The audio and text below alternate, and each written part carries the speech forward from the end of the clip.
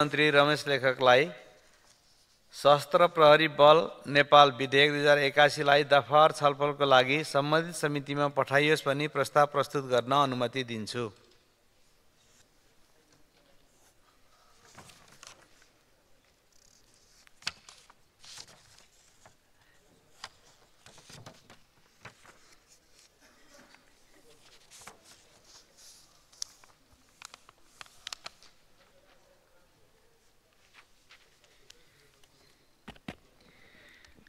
सम्माननीय सभामुख महोदयको अनुमतिले सशस्त्र प्रहरी बल नेपाल विधेयक 2081 लाई दफावार छलफलका लागि सम्बन्धित समितिमा पठाइयोस् भनी प्रस्ताव प्रस्तुत गर्दछु। धन्यवाद।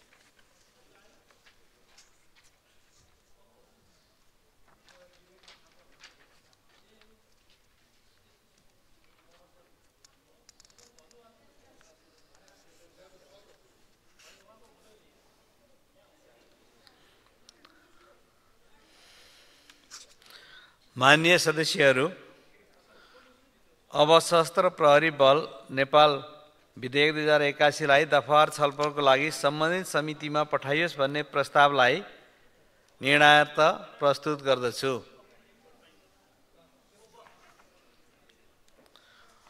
यो प्रस्तावको पक्ष हुने मान्य सदस्यहरूले हुन्छ भन्नुहोला र यसको विपक्ष हुने मान्य सदस्यहरूले हुन्न भन्नुहोला। यो प्रस्तावको पक्ष हुने मान्य सदस्यहरूले हुन्छ भन्नुहोस्। यसको विपक्ष हुने मान्य सदस्यहरूले हुन्न भन्नुहोस्। हुन्न भन्ने आवाज सुनिएन, तसर्थ सशस्त्र प्रहरी बल नेपाल विधेयक 2081 लाई दफावार छलफलको लागि सम्बन्धित समितिमा पठाइयोस् भन्ने प्रस्ताव सर्वसम्मतिले स्वीकृत भएको घोषणा गर्दछु।